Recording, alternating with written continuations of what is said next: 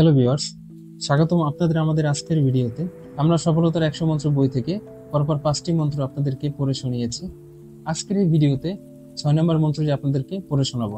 আমাদের ভিডিওগুলো যদি আপনাদের ভালো লেগে থাকে ও নতুন নতুন ভিডিও হতে আমাদের চ্যানেলটি সাবস্ক্রাইব করে আমাদের সঙ্গেই থাকবেন। চলুন শুনিয়ে আসি আজকের মন্ত্রটি। মন্ত্র 6। বন্ধুদের কখনোই খুব বেশি বিশ্বাস করবেন না। শত্রুদের কিভাবে ব্যবহার করতে হয় সেটা শিখুন। উপলব্ধি: বন্ধুদের থেকে সাবধানে থাকুন।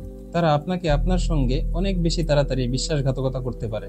তারা নষ্ট এবং অত্যাচারীও হয়, কিন্তু পূর্ব শত্রুকে কাজে লাগান। যেহেতু তাকে কাজ দেখাতে হবে, তিনি বন্ধুর থেকে বেশি অনুগত হবেন। আসল কথা, আপনাকে শত্রুর চেয়ে বেশি ভয় করতে হবে।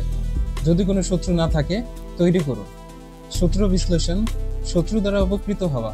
রাজা হিয়েরো তার এক শত্রুর সঙ্গে কথা বলার সময় তাকে শুনতে হলো যে তার নিঃশ্বাসে দুর্গন্ধ। রাজা মনে কষ্ট পেলেন। বাড়িতে ফিরে রানীকে প্রশ্ন করলেন যে, তুমি একথা আমাকে বলনি কেন? রানী খুবই সাদাসিধে, সতী সাবিত্রী মহিলা ছিলেন।